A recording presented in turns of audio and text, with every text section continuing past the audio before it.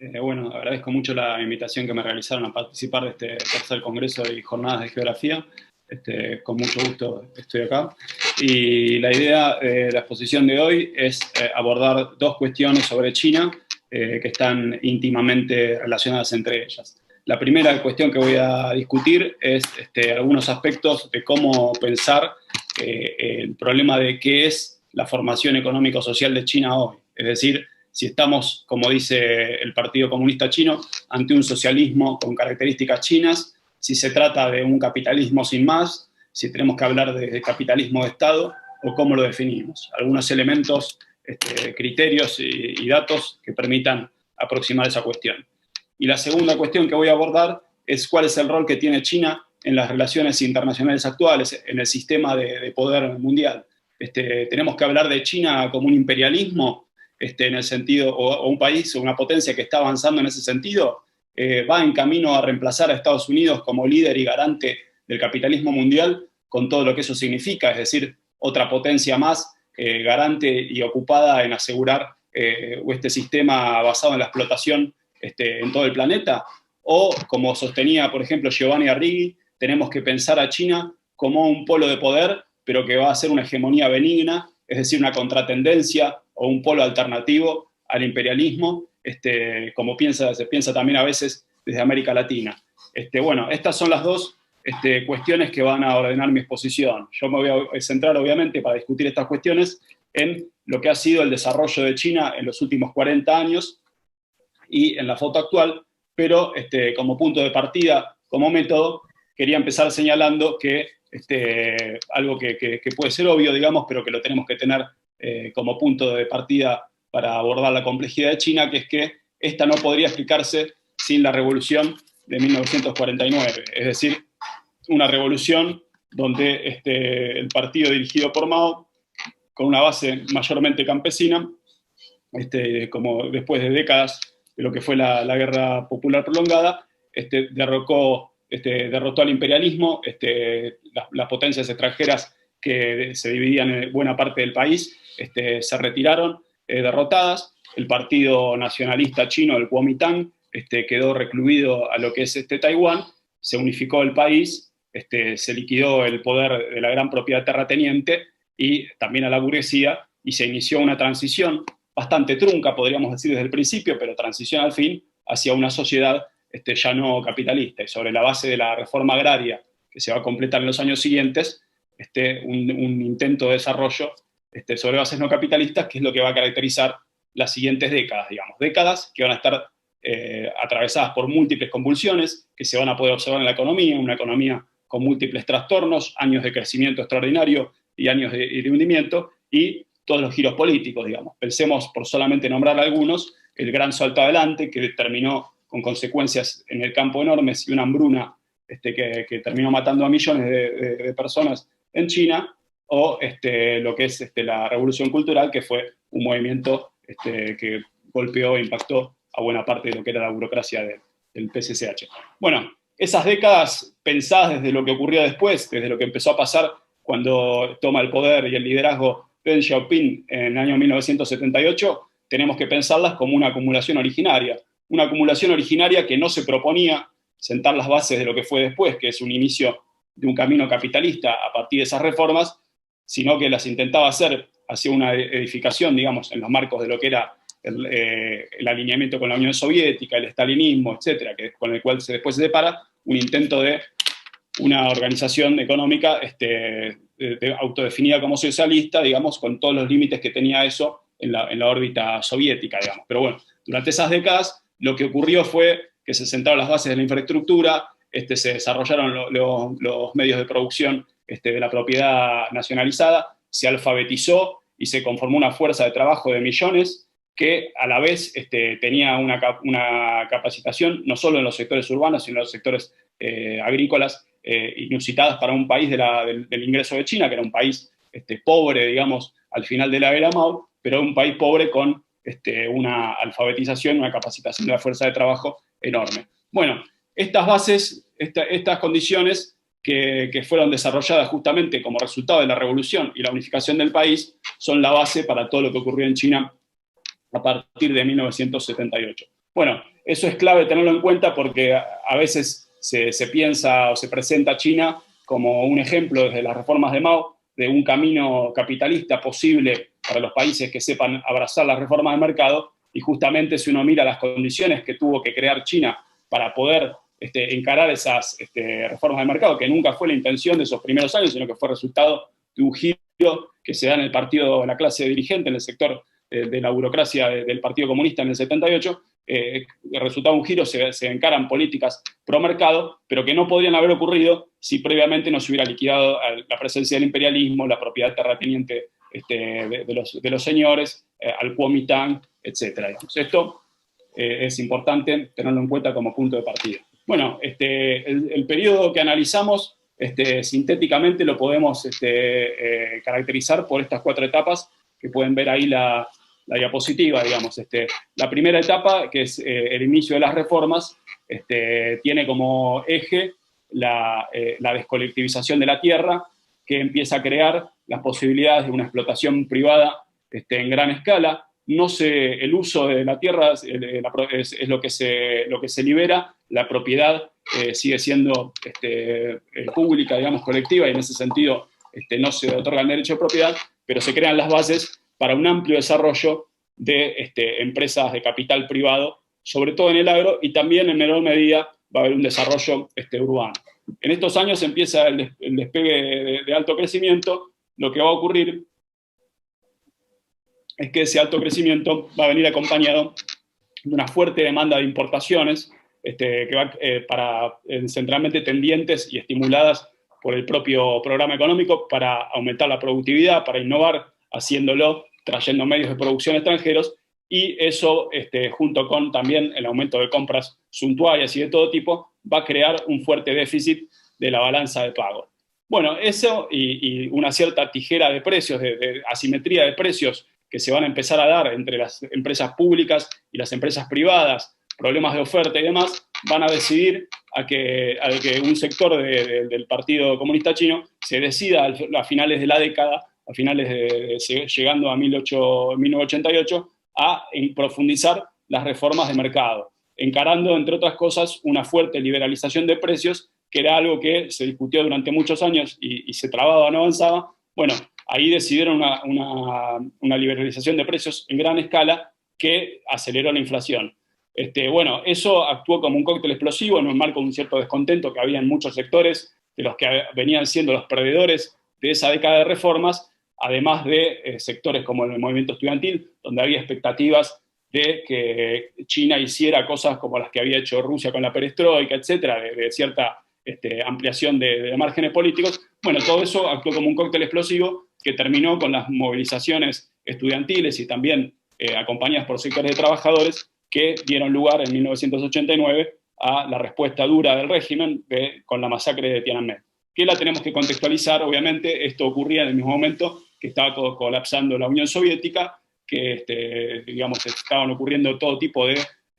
movilizaciones y revueltas en las cuales decidieron a los sectores dirigentes de esos países a restaurar el capitalismo, apropiarse de lo que era la propiedad colectiva y encarar, abandonar los regímenes que se autoproclamaban comunistas, que eran estados obreros terriblemente burocratizados en ese momento, y con los cuales los sectores dirigentes de los partidos comunistas eran protoclases sumamente privilegiadas. Bueno, sectores de ellas se apropiaron de los medios de producción, se los quedaron y colapsaron todo lo que fue la Unión Soviética. Bueno, en China el Partido Comunista se aferró al poder, pero como resultado de ese movimiento, digamos, que fue terriblemente reprimido en 1989, decidieron que era el momento de hacer un giro ordenado y controlado hacia el capitalismo, mucho más acelerado, y evitando que les ocurriera, como ocurrió en Rusia, una pérdida del poder. Bueno, eso es lo que va a determinar el signo de las reformas en los ciclos siguientes. El segundo ciclo se inicia entonces a partir de 1989 y vamos a ver un cambio de eje en este nuevo ciclo. Ahí va a estar el eje puesto no en el sector rural y no en las pequeñas empresas de capital privado, sino en una profunda rediseño de lo que era el corazón productivo y de la estructura de la producción en China, que eran las empresas de propiedad estatal, que van a ser reformuladas o replanteadas con dos ejes. Las empresas consideradas estratégicas se van a someter a fuertes reestructuraciones para aumentar su productividad, mejorar su rendimiento económico y transformarlas en lo más parecido a empresas competitivas en los estándares occidentales, para lo cual dos colosos de lo que es el capitalismo occidental, como Goldman Sachs y Morgan Stanley, van a ser los principales asesores y consultores de todo ese proceso, van a dirigir durante buena parte de la década de 1990 y comienzos de la siguiente el rediseño de todas esas empresas, y las que no son consideradas tan estratégicas van a ser sometidas a privatización, digamos. El lema a partir de 1995 es aferrarse a lo grande, dejar ya lo pequeño, y bueno, bajo ese lema se reestructuró todo el aparato productivo de las empresas de propiedad estatal, que en gran medida, las que eran importantes, mantuvieron la propiedad estatal, pero ya no son lo que era una empresa nacionalizada de un país que se decía comunista, aunque mantuvieron el discurso de un socialismo con características chinas, que sigue siendo hasta hoy, pero eran empresas accionarias, la mayoría de ellas eran empresas accionarias que cotizaban en bolsa con mayoría de propiedad estatal, pero todos los demás presentando indicadores de rendimiento, rentabilidad, etcétera, como cualquier otra empresa capitalista. Bueno, y en paralelo con esto, lo que empezamos a ver en este mismo periodo, desde 1992 sobre todo en adelante, es que justamente para evitar uno de los grandes problemas que había habido en la década del 80, que era el problema de la déficit de la balanza de pagos, estimular las exportaciones. Y estimular las exportaciones haciendo que el capital extranjero sea el que desarrolle el sector exportador con todo en China, digamos, que es lo que vamos a ver a partir de esta década y sobre todo a partir de la siguiente, que es aprovechar la ventaja relativa de China, que era justamente esa fuerza de trabajo altamente capacitada, con bajos salarios, para lograr que esa se transforme en un polo de atracción, en un momento donde ya desde finales de los 70 se estaba viendo que las grandes empresas multinacionales estaban relocalizando parte de su producción en países justamente ofrecían salarios, sobre todo salarios bajos, para poder aumentar así los niveles de rentabilidad, sobre todo en aquellos eslabones trabajo intensivos. Bueno, eso empieza con todo ya en los 90 y se marca un punto de inflexión y podríamos marcar una tercera etapa de este desarrollo de China, que es a partir de la entrada en la Organización Mundial del Comercio. Bueno, China es como declaran los propios funcionarios estadounidenses que participaron de la negociación, China hizo toda una serie de concesiones extraordinarias para ingresar a la OMC, y como resultado de eso, o sea, se le exigieron concesiones extraordinarias y las aceptó, argumentando que al ser una economía mixta, afectaban los precios, la competencia, el dumping, etcétera. Bueno, toda una serie de argumentaciones por el estilo. La cuestión es que ese proceso, desde el punto de vista de China, pagó en lo inmediato porque le permitió conformarse en el polo de atracción que permitió que a lo largo de 2 décadas se transformara en el principal país de producción industrial y el principal país exportador. Vamos a ver, hay una diapositiva un poco más adelante que muestra, digamos, que unas más. Después la vemos, no importa. Pero que va a mostrar que China pasó del 1% de las exportaciones industriales a tener hoy el 14%, es decir, es el líder, el principal país exportador. Estados Unidos es el tercero, Alemania el segundo, es decir, un centro económico apabullante, y el principal polo de atracción de inversiones en los países emergentes, digamos, aunque no es una categoría que se pueda aplicar fácilmente a China, digamos, pero después de Estados Unidos y los propios países imperialistas, uno de los principales países que atrae inversiones y el principal país que atrae inversiones dirigidas a hacer plataformas exportadoras es indiscutiblemente China. Bueno, a partir de 2008 tenemos que marcar una tercera etapa, digamos. Obviamente el punto de quiebre está en la crisis, la gran recesión, digamos, que se inicia con el desplome de la burbuja bursátil en Estados Unidos, que va a marcar tanto en Estados Unidos como en Europa una recesión de algo más de un año, y después de eso una recuperación bastante lenta, tanto en Europa como en Estados Unidos, y a diferencia de eso, China va a tener un impacto de unos trimestres y después volver a tasas de crecimiento altísimas, digamos, como las que mostró durante todo el periodo. Y se va a transformar en una locomotora de la recuperación de buena parte de los países exportadores de commodities, como América del Sur y demás, que en ese momento, como recordarán, se habló de un desacople de los países emergentes respecto a la crisis que estaban los países ricos, justamente como resultado de este rol que estaba jugando China. Bueno, después de eso tuvimos otra serie de procesos, digamos, porque China, hacer esto y transformarse en ese rol significó que lo que había sido la locomotora exportadora perdió dinamismo porque los países, los grandes compradores, sobre todo Estados Unidos, ya no podían seguir aumentando sus compras al mismo ritmo, y el centro de gravedad o el centro de concentración desde el cual apostaba China para seguir siendo una locomotora económica,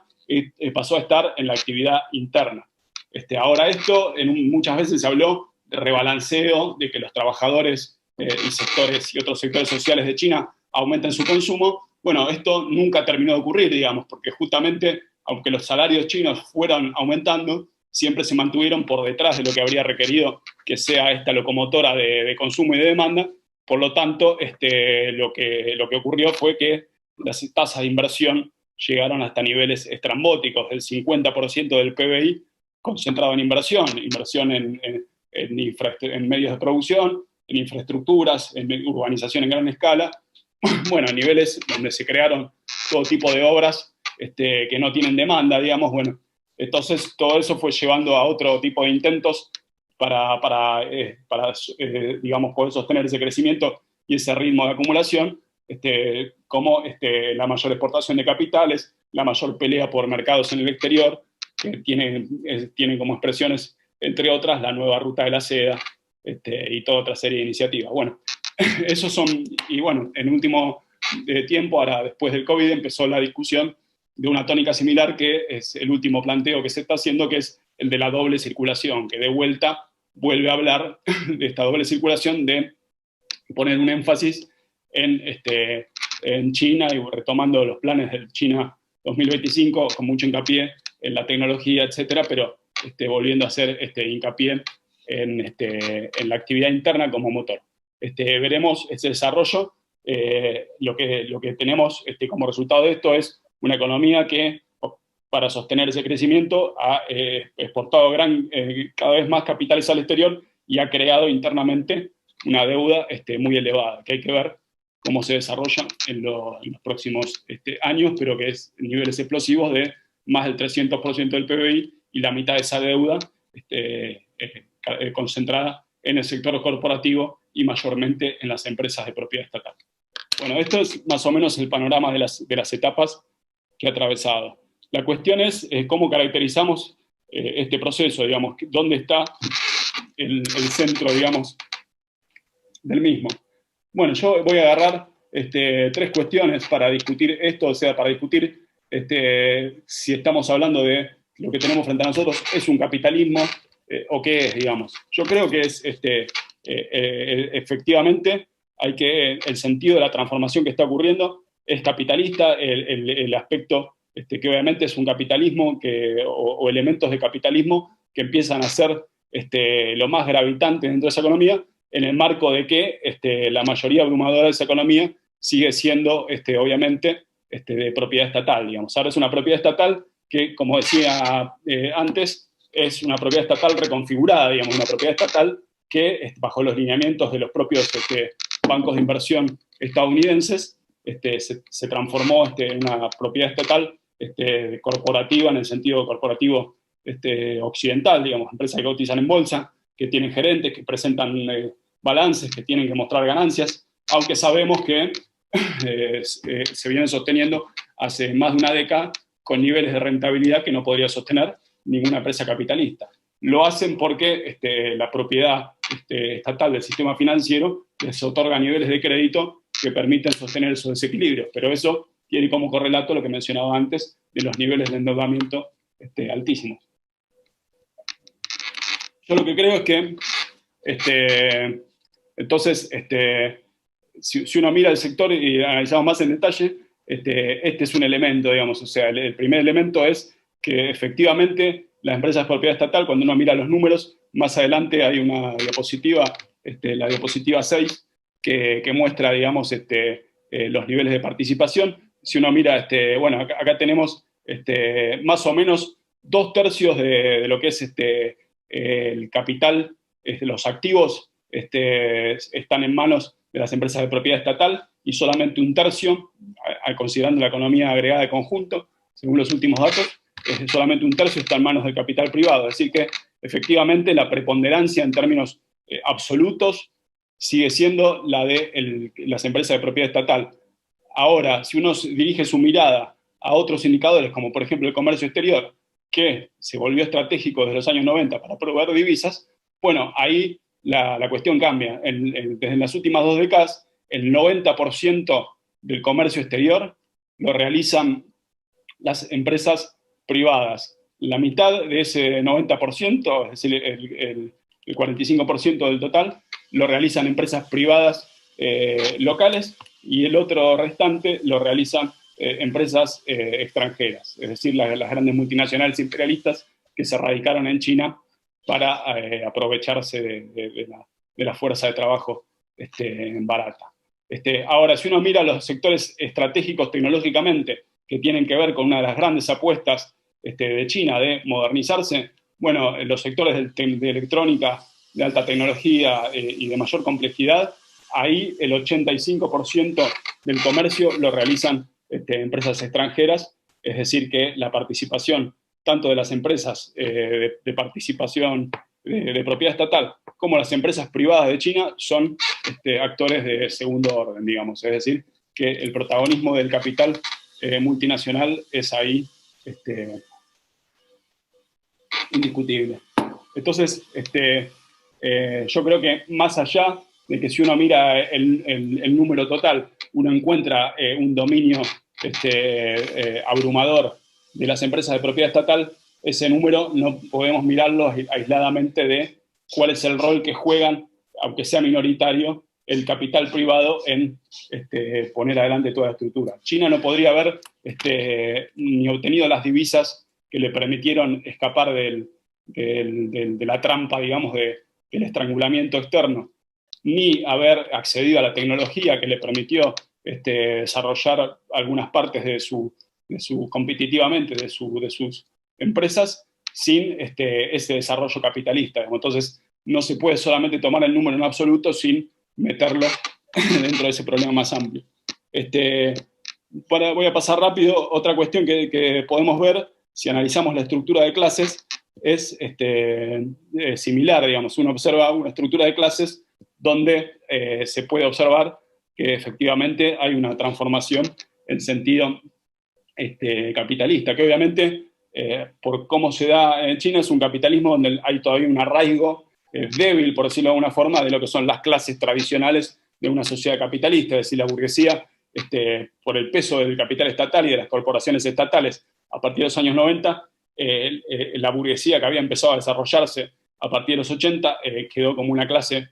minoritaria, con lazos débiles y demás, pero de todos modos estamos hablando de un sector de propietarios y emprendedores que representa entre el 3 y el 14% de la sociedad. La fuerza laboral funciona claramente, si uno mira políticas como la falta de permisos de residencia, que afecta a buena parte de los migrantes rurales, que son 1/3 más o menos de la fuerza laboral en China, uno ve pues, mecanismos ahí que la han convertido en una clase laboral sometida a buena parte de los mecanismos que operan sobre las clases laborales, sobre la fuerza de trabajo que describía Marx, es decir, se constituyó elementos de un ejército de reserva, los mecanismos, digamos, que acolchonaban y que daban ciertas garantías a la clase trabajadora de las ciudades en China a través del permiso de residencia y el Iron Bowl Rights, digamos, que garantizaban determinadas prestaciones mínimas. Bueno, todo eso no desapareció, pero se ha ido diluyendo, digamos, beneficia a sectores muy minoritarios, mientras la mayor parte de la fuerza de trabajo está en condiciones de gran precariedad y es carne de cañón, está sometida a la explotación de los capitalistas privados de China y de los capitalistas extranjeros, digamos. Bueno, estas son dos de las cuestiones a analizar, digamos, cómo opera el capital, cuál es la relación entre el capital privado y las empresas de propiedad estatal, que han adquirido muchos rasgos capitalistas. La otra es la cuestión de la estructura de clases, pero yo creo que, y esta es una discusión que desarrollé en varios de los artículos, que metodológicamente me parece que es limitado mirar solamente a partir de estos rasgos de la estructura de China y no problematizar, para empezar, el rol que le ha cabido a China en el desarrollo desigual mundial de las últimas décadas, digamos. Me parece a mí que China hay que encararlo, pensarlo en primer lugar como parte de un desarrollo desigual en el cual justamente China se transformó de un país marginal y periférico desde el punto de vista de la división mundial de trabajo, desde el punto de vista de la economía capitalista, a un país central en las últimas 2 décadas o 3 décadas, y en un polo de la acumulación, y eso lo hizo gracias a que fue vital en uno de los grandes procesos que caracterizaron este periodo, que fue la internacionalización de la producción. Esa internacionalización de la producción, que significó que buena parte de los capitales radicados en Europa y en Estados Unidos levantaron buena parte de su estructura productiva y la relocalizaron en México, en China y en otros países para aprovechar salarios bajos y para construir cadenas globales de valor. Bueno, es lo que transformó a China en ese principal exportador, ese principal país industrial, etcétera, y que lo transformó a su fuerza de trabajo y a los salarios que se pagan en China en una norma descendiente y también las condiciones de trabajo que golpeó sobre la clase trabajadora de todo el resto del mundo, digamos. Es decir, que si uno mira desde ese punto de vista, fue, digamos, lo que se llamó el arbitraje global de la fuerza de trabajo, como lo llamó el economista de Morgan Stanley, Stephen Roach. Bueno, en ese arbitraje a China le cabía un rol protagónico para ser la vara de medida para golpear sobre las condiciones de trabajo, de las oleadas de flexibilización, etc. Todo eso habría sido mucho más difícil si no hubiera estado ahí China con sus salarios baratos y sus cientos de millones de fuerza de trabajo disponibles para las empresas industriales. Bueno, y gracias a eso es que China pudo tener, digamos, ingresos de divisas, de inversiones, etcétera, en niveles altísimos, y no es el único elemento que explica su crecimiento a tasa china. Obviamente el otro elemento es lo que decíamos antes, la preservación de muchos elementos que venían de la revolución y el papel dirigista, bonapartista, por decirlo de una forma, del Estado chino, pero ese proceso, ese dirigismo, sin la afluencia de capital extranjero y sin adquirir el rol central que adquirió en ese desarrollo desigual durante estas décadas, habría tenido una pata floja, digamos. Entonces, en ese sentido, recuperar el concepto de desarrollo desigual y combinado para pensar el proceso de China es fundamental, me parece a mí. Un proceso, y por último, digamos, sobre este punto, uno mira, digamos, los indicadores de desigualdad, etcétera, son claramente notables, digamos, si uno mira, a pesar de los niveles de riqueza per cápita que tiene China, ser el país con más billonarios desde el año pasado, el país, uno de los países más desiguales, digamos, a pesar de que se sigue hablando de socialismo con características chinas, la desigualdad ha crecido enormemente. Bueno, son algunos de los números que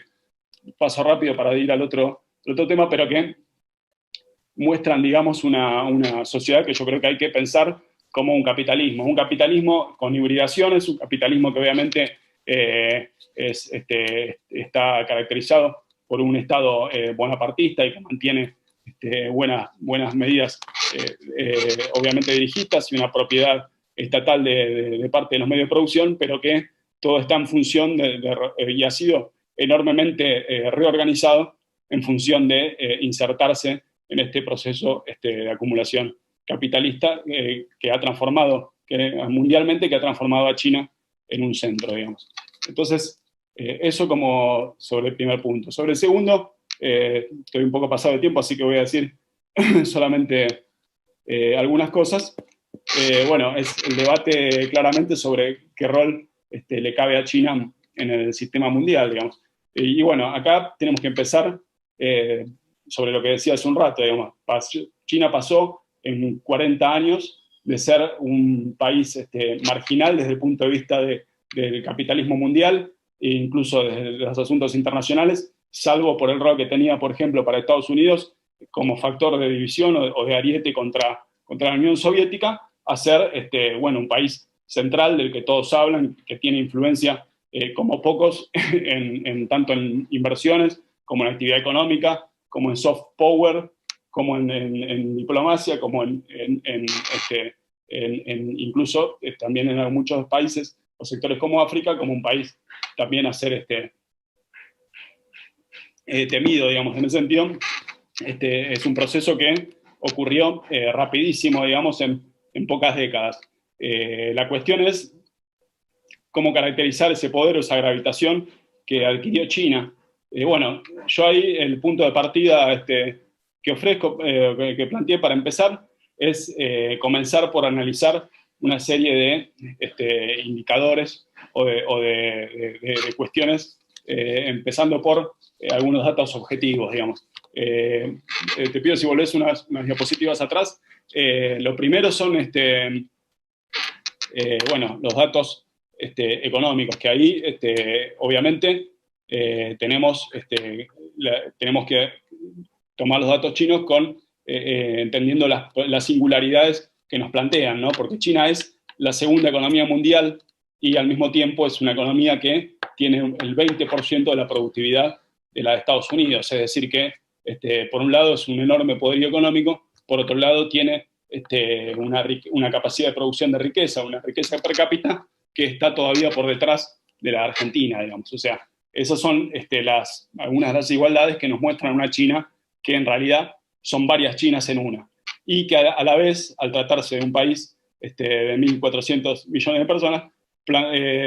formula en muchos casos una cuestión de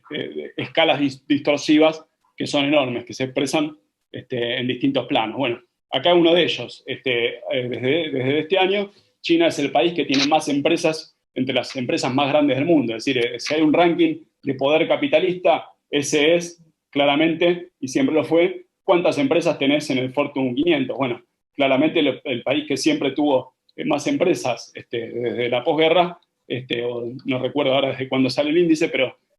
siempre fue indiscutiblemente Estados Unidos, y después venía Japón, Alemania, etcétera. Bueno, ahora es China el país que más empresas tiene dentro de ese ranking. Después viene Estados Unidos, pero le saca 20 firmas, es decir, que no es nada menor. Ahora, al mismo tiempo, si uno mira, descompone un poco este número, va a ver que, a pesar de eso, Estados Unidos todavía tiene, con muchas menos empresas, más ganancias y más ganancias usando menos activos, es decir, que los niveles de eficiencia económica o rentabilidad siguen siendo todavía favorables a Estados Unidos. Entonces es uno de los ejemplos de escalas, de elementos distorsivos que plantea China, porque China tiene esa cantidad de empresas en el ranking global, entre otras cosas porque es enorme. Hay muchas empresas que trabajan solo en China, que tienen poca proyección afuera de China, están en el ranking solamente por el hecho de que están en un mercado tan enorme y abastecer ese mercado les da un volumen formidable. Bueno, de todos modos, si uno analiza y descompone toda una serie de indicadores, como puede ser la inversión en el exterior, el peso de su moneda, el peso de sus inversiones financieras, de sus vinculaciones de asistencia a otros países, y el peso militar, va a obtener digamos, cada una de esas medidas merece un análisis específico. lo van a poder leer en un artículo que publiqué que se llama China en el desorden mundial, y uno que va a salir este domingo, que va a retomar el tema.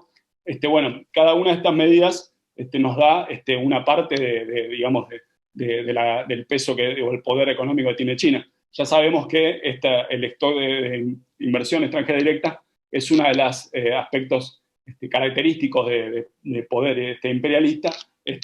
Cuanto más tiene un país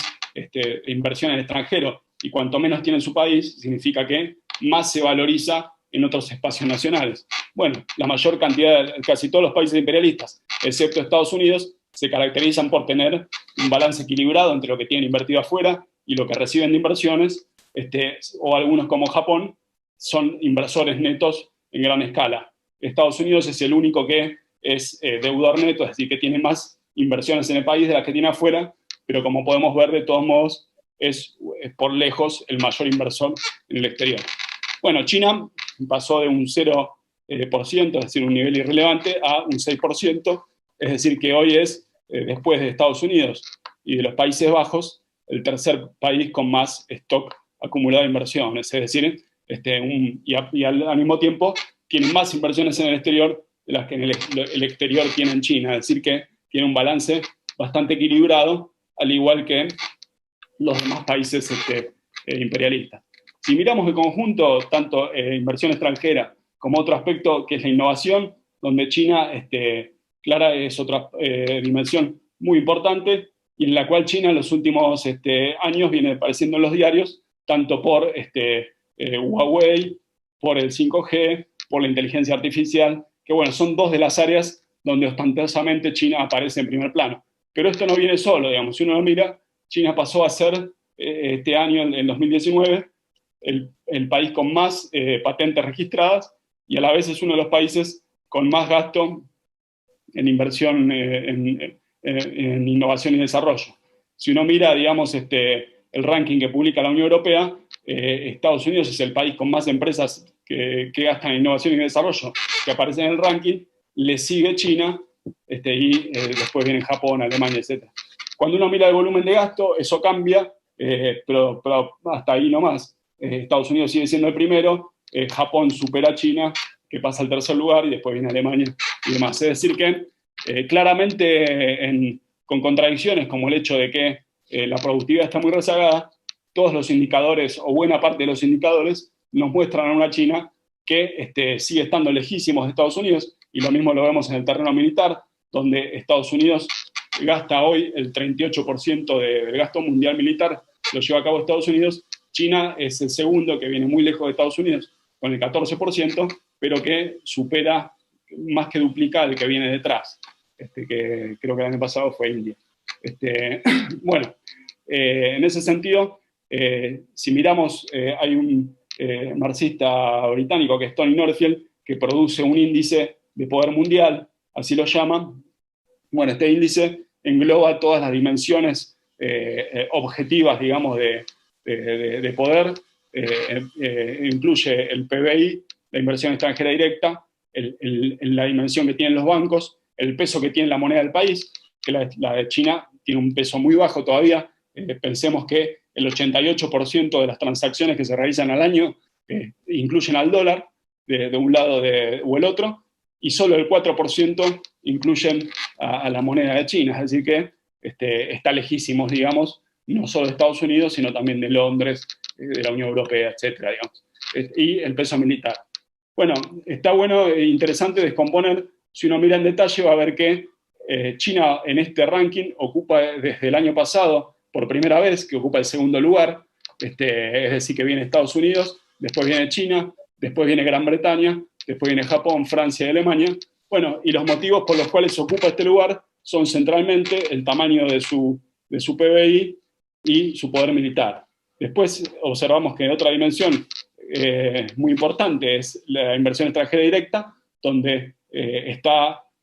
supera, digamos, a todos los países, menos los Países Bajos, y está a ese nivel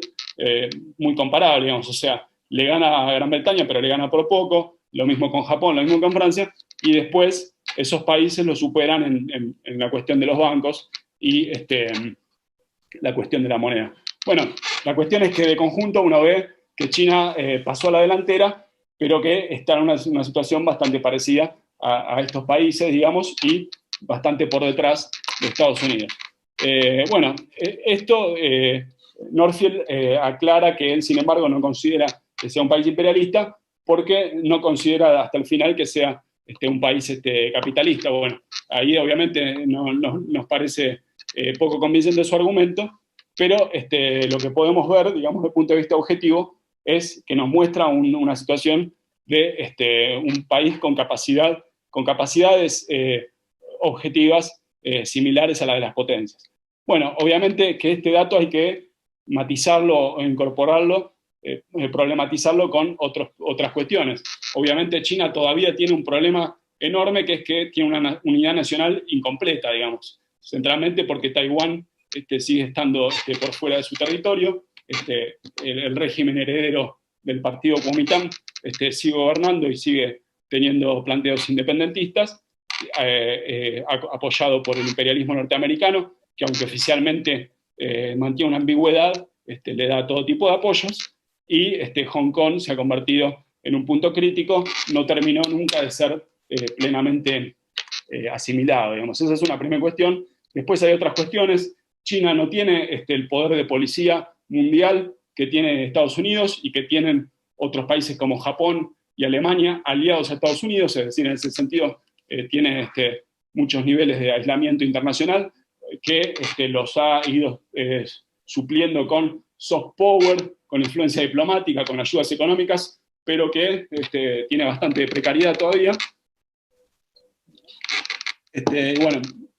podríamos seguir analizando algunas dimensiones más, pero yo creo que la conclusión a la que se puede llegar cuando uno analiza de conjunto a China es que lo que tenemos es, para mí hay que formularlo como un imperialismo en construcción. ¿Y qué significa esto de imperialismo en construcción? Significa que ha desarrollado muchas dimensiones que le permiten proyectar un poder y una capacidad de intervención equivalente a la de otros países imperialistas, como sería el caso de Gran Bretaña, como sería el caso de Japón. En muchos de ellos lo supera, como es en el terreno militar, o en el terreno de influencia económica general vinculado a las inversiones, pero lo supera con debilidades que tienen que ver con su estructura productiva más desigual, donde por un lado tiene un Silicon Valley en Shenzhen, es decir, un terreno de alta productividad, y por otro lado tiene una economía agraria ultra atrasada. Bueno, esa existencia de muchas Chinas en China obviamente es un talón de Aquiles, pero yo creo que la fórmula de imperialismo en construcción, sin tomarla como un proceso que se va a ir consumando necesariamente, sino que está atravesado por toda serie de riesgos, que puede ser por las crisis internas, por el ataque del imperialismo, por toda una serie de factores que la pueden cortar el proceso, nos permite dar cuenta de la foto actual y también tener en cuenta que lo que está ocurriendo en China no tiene nada de revulsivo desde un punto de vista progresivo del orden internacional, sino que es un país que se está conformando y preparando para disputar su lugar y probablemente pelear por la primacía sin ningún tipo de afectar el statu quo, es decir, meterse y liderar un orden en el cual, si ganara China, estaríamos ante las mismas condiciones de explotación y de guerrerismo y demás. En ese sentido, la idea, digamos, que está en algunos sectores de que China puede ser una alternativa benigna al imperialismo, sería equivocada. Digamos, hay un enfrentamiento en curso en el cual, desde el punto de vista de los pueblos oprimidos del mundo,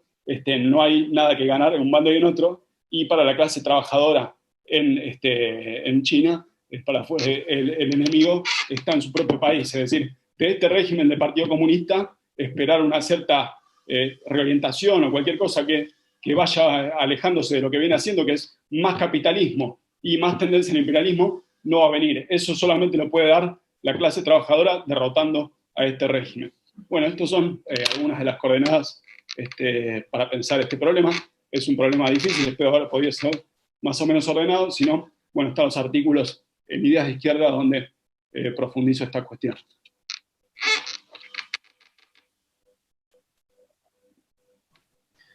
Bueno, Esteban, muchísimas gracias. La verdad que muy interesante la presentación, y también invitamos a leer tus artículos en La Izquierda Diario, como siempre lo venimos haciendo. Quería preguntarte específicamente sobre lo que está sucediendo en los últimos días en torno a lo que fue el resultado de las elecciones en Estados Unidos y qué implicancias va a tener eso en relación a este ascenso de China que vos bien detallaste y explicaste en todos los ámbitos, político, económico, militar. Eso por un lado. Y por otro lado, retomar esto último que estabas comentando, ¿qué posibilidades tiene la clase trabajadora de China en, por decirlo así, llegar a tomar el poder concreto más allá de la burocracia que está gobernando actualmente? Bueno, sobre la primera cuestión, yo creo que va a cambiar bastante poco, digamos, con el gobierno de Biden, porque ya desde Obama estaba definido a China como un adversario estratégico, digamos. Recordemos que Obama el que inició el giro con el pivot a Asia, y bueno, desarrolló en ese momento la estrategia que tenía como base concentrar a muchos aliados y armar toda una estructura del comercio internacional integrado a través de los acuerdos del transatlántico y el transpacífico, que tenían como base unir a todos esos países, excluyendo a China e imponiéndole en ese acuerdo que lo excluía las normas en las cuales se iba a comerciar internacionalmente y garantizar los derechos de propiedad de las multinacionales, y que China los iba a tener que atacar, bueno, acatar, digamos, iba a tener que subordinarse a eso. Bueno, esa es la estrategia, pero una estrategia destinada a someter lo más posible y bloquear el ascenso de China. Trump hizo el mismo objetivo con una estrategia completamente diferente. Lo primero que hizo cuando asumió es desentenderse del Tratado de Transpacífico, que ya estaba firmado, se retiró de ese tratado y canceló el Tratado Transatlántico, que todavía no estaba firmado. Inició la guerra comercial, digamos, fue una guerra de aranceles, con un eje no tanto en lo comercial como en el problema tecnológico, sobre todo. Y bueno, ahí fue una guerra que dijo que era fácil de ganar y claramente hasta ahora no produjo ningún resultado, y se va a su mandato habiendo tenido toda una serie de escarceos que costaron a China y también a Estados Unidos algunas decenas de millones de dólares de comercio, pero que no dejaron un claro saldo. Yo creo que ahora Biden va a volver a una estrategia más similar a la de Obama, pero probablemente, digamos, la idea de disciplinar preventivamente a China o ponerla en caja ya ha quedado superada, digamos, por los hechos. China avanzó muchísimo y las hipótesis que venía viendo de que puede haber un conflicto militar localizado en el Pacífico u otros escenarios, o sea, ya no solo de escarceos comerciales, de guerras comerciales que no terminan de ser tales porque no se va a mayores, sino momentos militares pueden estar incluidos. Y yo creo que ese conflicto va a hacer orbitar todo el resto de las relaciones, tanto de China como de Estados Unidos, con el resto del mundo. Es decir, Rusia, la Unión Europea, etcétera, van a tener que probablemente ir definiéndose más abiertamente en ese alineamiento, digamos. Y hay que ver, Estados Unidos siempre los contó tanto a la Unión Europea como un aliado, y bueno, claramente Rusia está con China, pero hay que ver si todo eso se va a mantener o si los daños que dejó Trump y la dificultad de intereses y la gravitación creciente económica de China no hace que sea más difícil para Estados Unidos volver a sus alineamientos tradicionales. Yo creo que eso todavía está muy abierto, hay que ver cuando Biden empiece a mostrar sus cartas. Y sobre el otro aspecto, bueno, hay que recordar que el campesinado y sectores de la clase obrera china hicieron la revolución. Ahora, el aparato surgido de esa revolución es el que se encaramó en la restauración capitalista, y hoy es un partido, digamos, que es la base de un régimen que yo creo que hay que definirlo con la categoría de bonapartismo, digamos, en ese sentido, asociado a un capitalismo que tiene rasgos de capitalismo de Estado, digamos, pero obviamente cualquier transformación progresiva no va a surgir de ese partido, de ese régimen, sino de derrotarlo, digamos, destruirlo y construir otra cosa, digamos, la idea de regeneración o reorientación de ese régimen que pueda volver a ser algo como el socialismo, yo creo que sería equivocada, digamos. La clase obrera tiene que hacer una revolución que es social, digamos, derrocando a lo que ha sido el agente principal de la restauración capitalista en el país. Me parece a mí que lo que uno ve es que las reformas de los 90 significaron una gran derrota para sectores de la clase trabajadora que estaban en las empresas estatales que fueron privatizadas o que estaban en las empresas estatales que fueron reestructuradas, pero lo que estamos viendo, digamos, es que hay nuevas generaciones de trabajadores y trabajadoras que vinculadas a las nuevas oleadas de inversiones, vinculadas mayormente a una clase que viene de origen rural, que es migrante, que es muy sin derechos, y que ahí ha habido en los últimos años distintos procesos de recomposición, de pelea por sindicatos, y toda una serie de movidas que muestran, digamos, una revitalización. Lo que falta todavía y que está por desarrollar y que es una gran pelea es para poner en pie un partido, digamos, que pueda darle expresión a eso y un canal político revolucionario. Pero yo creo que si algo ha mostrado el campesinado y la clase trabajadora china es disposición a hacer eso en otros momentos, y yo creo que hoy se ha transformado claramente en uno de los centros de objetivos, digamos, de peso de la clase trabajadora, y que seguramente en una situación de más crisis y choques internacionales y de descontentos con un régimen como el de Xi Jinping, que profundizó toda una serie de aspectos reaccionarios y en pos de su ofensiva por el poder y para concentrar el lugar de China en el mundo, todo eso va a dar lugar a que esos descontentos se transformen en expresiones políticas a izquierda, y para eso tenemos que batallar. Bien, y en cuanto, que vos lo mencionaste, a la nueva ruta de la seda, ¿qué implicancias geopolíticas ves que va a tener y que obviamente está teniendo en el presente, pero a futuro, y en cuanto a la rivalidad directa o indirecta con Estados Unidos? Bueno, la ruta de la seda evidentemente es una estrategia de gran escala, digamos, que ha mostrado la decisión de China de crear un espacio, lo más parecido a un espacio integrado que uno puede pensar en los marcos de la economía actual, digamos, donde los países conservan su soberanía, digamos, o sea, las reglas que impuso Estados Unidos para gobernar el imperialismo son las que un poco China, con la ruta de la seda, está tratando de aprovechar en su favor, estableciendo asociaciones con estados soberanos, pero que terminan sumamente integrados en un espacio económico dominado por China y cada vez más endeudados con China, imponiendo las normas productivas y comerciales chinas en distintas áreas. Bueno, es una política muy agresiva en el terreno económico que dibuja o esconde un poco su agresividad o su ambición geopolítica, digamos. Yo creo que todavía, digamos, es un gran despliegue y ha comprometido a muchos países, ha tenido hasta ahora muchos resultados de avanzada, algunos traspiés, digamos, y ha terminado ahora muy cruzada por algo que no esperaban, que es la mayor agresividad de Trump, que le cambió un poco los ritmos, digamos. Me parece a mí que en ese sentido la idea de la ruta de la seda era un proyecto de ir desplegando y asentando una hegemonía durante varios lustros o hasta décadas. Ahora no son esos tiempos, el proyecto sigue avanzando y se va a seguir consolidando, pero cruzado por una rivalidad geopolítica más abierta que va a seguir dominando las relaciones con la principal potencia y que va a permear todo lo demás. Así que en ese marco, ¿qué desarrollo va a seguir teniendo? Creo que está abierto, digamos. Un proyecto muy ambicioso y si China sigue avanzando y consolidando posiciones, va a seguir fortaleciéndose. También va a requerirle a China desarrollar más los poderes de policía que hoy no tiene para asegurarse que esa influencia que va conquistando en otros países la pueda sostener en el tiempo.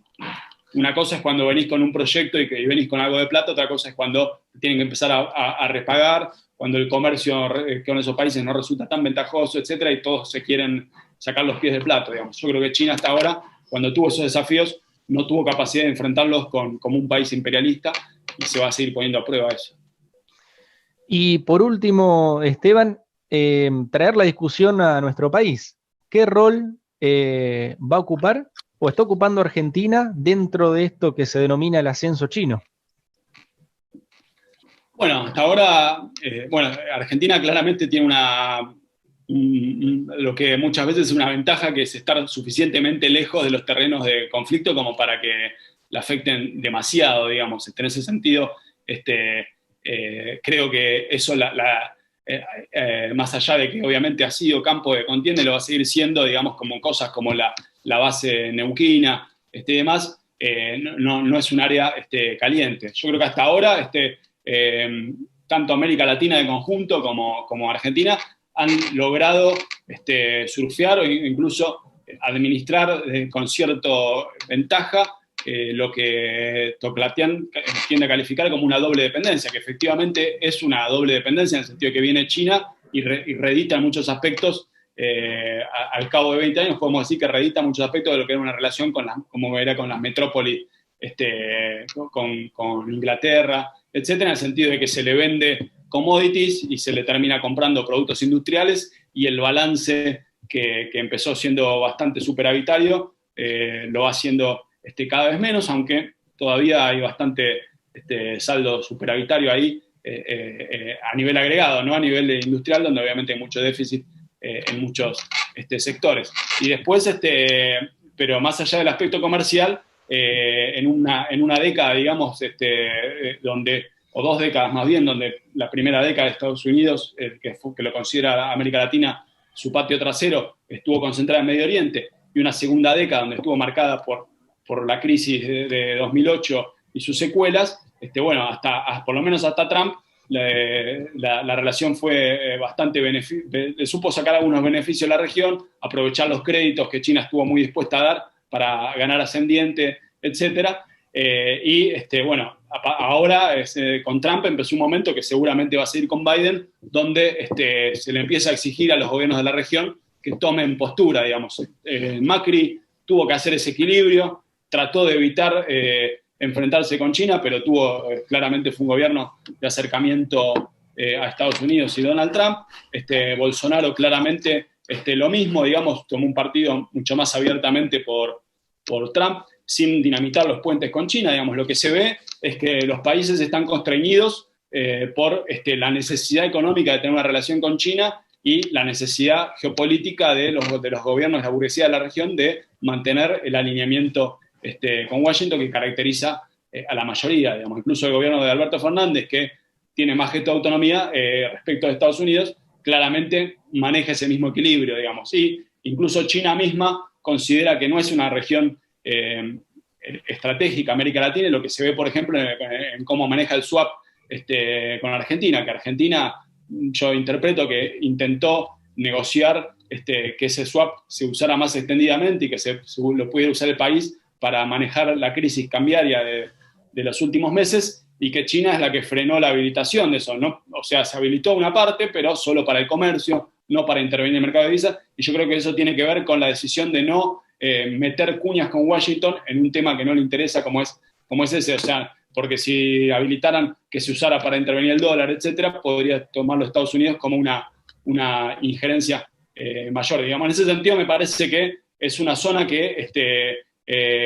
ya se ven los rasgos de que esa doble dependencia es costosa, digamos, en el sentido de que tiene efectos negativos sobre el desarrollo de la economía, favorece la primarización de la estructura productiva. Bueno, Argentina ahora está viendo como una de sus grandes empresas para los próximos años, las grandes apuestas, exportar cerdos, digamos, con lo cual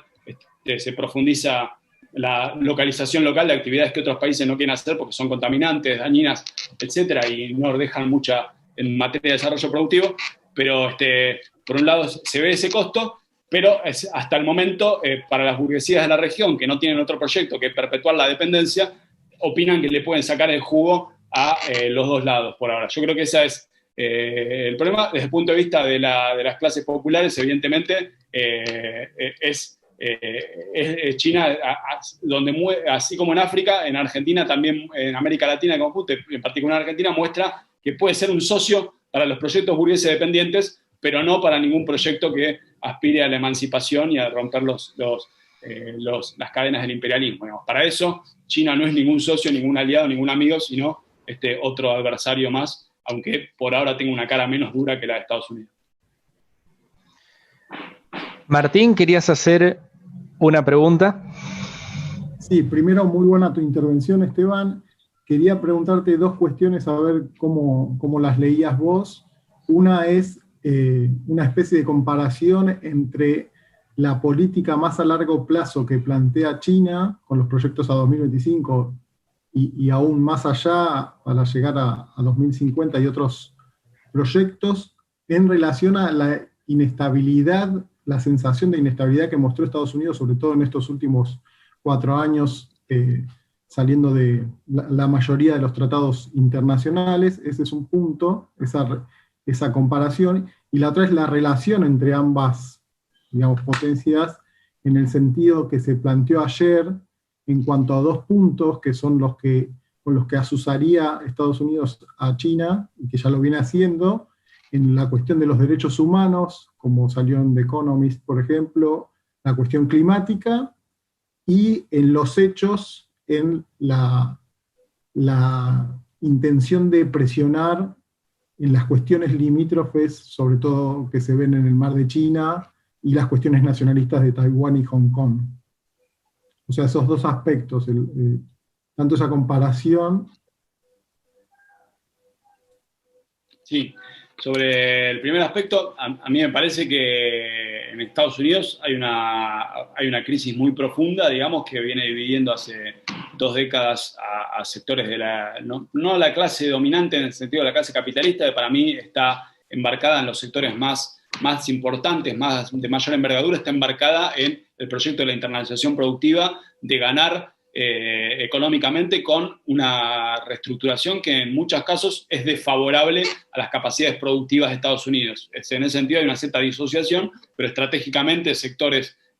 los sectores que más se enriquecieron en los últimos 20 años en Estados Unidos están a muerte con el proyecto que lideró Estados Unidos desde los 80, aunque ese proyecto le cueste a Estados Unidos ventajas económicas. Ahora, en las élites políticas, y también eso refleja que era una división entre esa gran burguesía y sectores de burguesía más dependientes del mercado interno, pymes o medianas empresas, pero que medianas empresas en Estados Unidos son empresas muy, muy grandes de todos modos y de cierta relevancia. Bueno, está esa división que Trump la ganó, pero ya estaba desde antes, digamos, como por ejemplo qué hacer con Medio Oriente, qué hacer con las instituciones de Estados Unidos, con las cuales Trump fue un extremo, pero ya durante el gobierno de Bush había una cierta tendencia a desembarazarse del Consejo de Seguridad de la ONU, había una cierta idea de que instituciones como el FMI para Estados Unidos eran más un lastre que una ventaja, y toda esa tendencia unilateralista ya existía, digamos. Trump la extremó, pero creo que de fondo lo que expresa es un problema digamos, de que Estados Unidos observa que está en una situación en la cual sigue siendo la potencia indiscutida, pero no puede evitar a cada momento perder parte de ese poder. Y bueno, China es el otro, digamos, el reverso de eso, que observa que todavía no tiene suficiente poder, todavía tiene una serie de contradicciones enormes en su estructura económica, que necesitaría tiempo para trabajarlas, y que todo va hacia que pueda ser el líder o el principal espacio de articulación de la economía mundial, y que eso se pueda proyectar en liderazgo internacional, pero para eso necesitaría tiempo, digamos. En ese sentido me parece que las 2 temporalidades,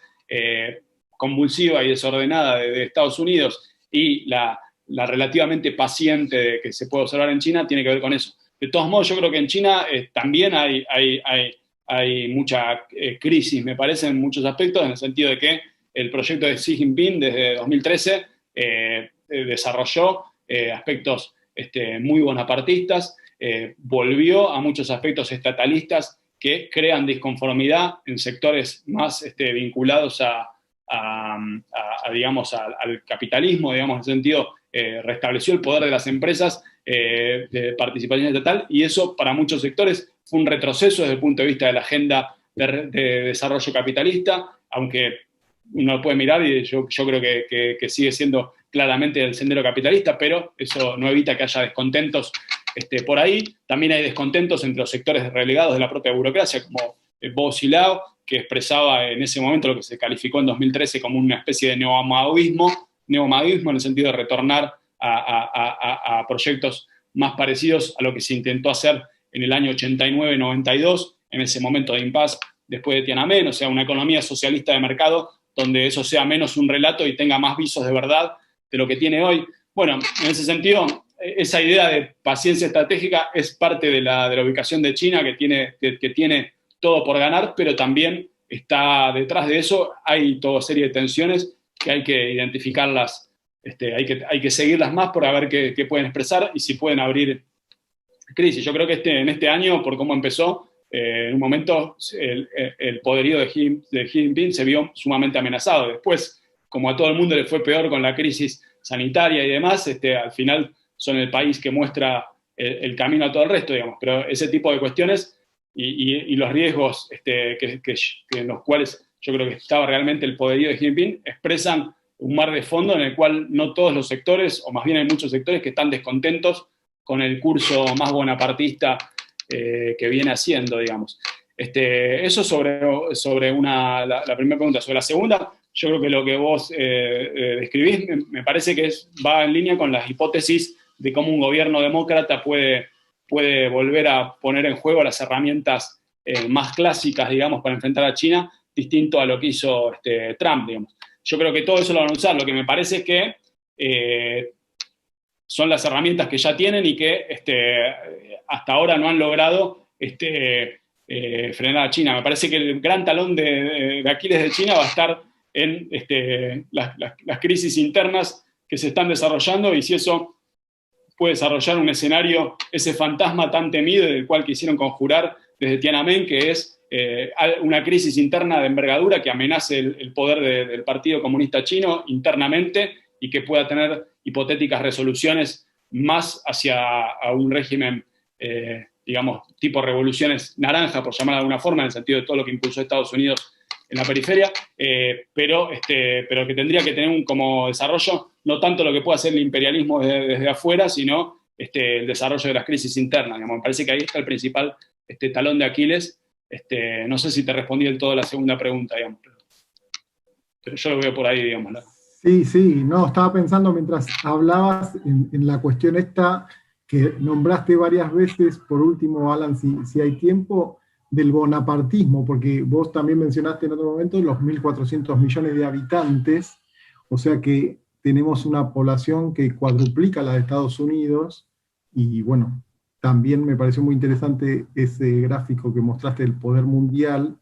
y la potencialidad que hay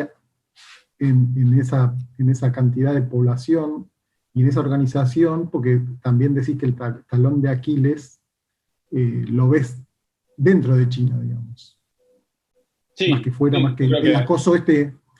el acoso imperial estadounidense en la zona de influencia china.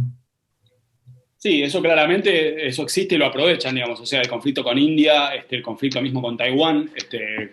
donde la ayuda militar a Taiwán es permanente, el conflicto de Hong Kong, que se transformó en un dolor de cabeza en los últimos 2 años, todo eso existe. Ahora, todo eso adquiere poderío, entre otras cosas, lo de Hong Kong, porque China nunca pudo terminar de asimilar a Hong Kong. La política de un país, 2 sistemas, hasta ahora creó algo que es un entorno a lo cual le han logrado sacar ventajas económicas, financieras sobre todo, pero sigue siendo una cosa ajena políticamente, donde la pelea siempre es por preservar márgenes de autonomía, y cualquier avance del Partido Comunista Chino lo ven como una invasión de afuera, digamos. Todo eso son elementos que el imperialismo está actuando en todos, digo, y en ese sentido una gran dificultad que tiene China es conseguir aliados, digamos, en el resto de la región, donde más bien está con muchos enemigos, digamos. Ha logrado construir un acercamiento con Rusia, pero que siempre es muy precario. Han tenido numerosos enfrentamientos y muchas políticas de Rusia ponen nervioso a China, y muchas políticas de China ponen nervioso a Rusia, así que es una relación que por conveniencia, porque están enfrentados a Estados Unidos, y porque comparten algunos intereses en la región, pero con precariedades. Pero yo creo que todo eso hay que marcarlo en que el proceso de desarrollo desigual y combinado capitalista de China tuvo enormes impactos,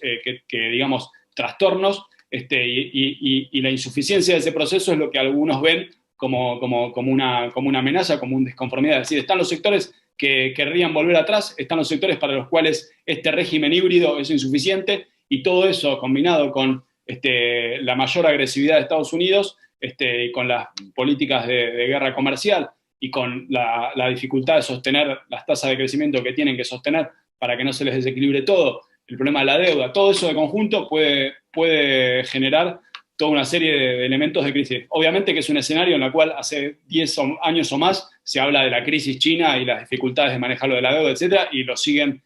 manejando, digamos. O sea, no sabemos, hay que ver bien cuáles son los ritmos en los cuales estos múltiples talones de Aquiles internos e internacionales van a confluir, pero lo cierto es que ahí hay una olla a presión muy fuerte, por decirlo de alguna forma, digamos. En ese sentido, digamos, así como se ha transformado en el centro de la acumulación, en uno de los principales centros de la acumulación mundial y el centro productivo, etcétera, también se ha transformado probablemente en esta tercera década del siglo XXI que comienza en uno de los principales focos de probables inestabilidades políticas y oportunidades desde el punto de vista de la clase trabajadora y la pelea por la revolución en este siglo, digamos.